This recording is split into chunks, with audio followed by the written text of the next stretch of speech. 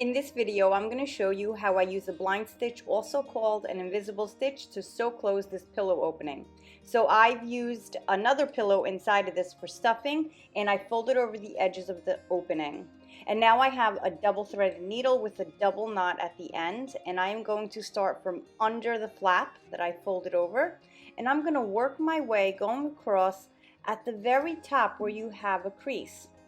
And I start on one side, going straight ahead that way, and I move over to the other side, almost like you're crossing the street.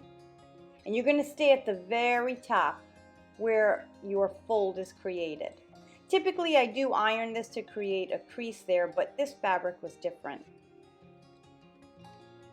And you just work your way down.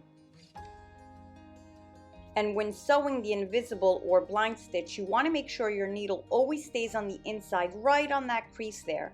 The needle never should go to the outside of the pillow, because then you'll see the actual stitch and it's no longer a blind stitch. Then when you work your way to the end, what you're going to do in the same spot is you're going to do another blind stitch and put your needle right through that loop. And I like to always do it twice. And then I put my needle into the stuffing and I bring it out, this time to the front of the pillow, and trim it. And that's it. And if you enjoyed this video, check out my other helpful videos here for sewing. Thanks for watching.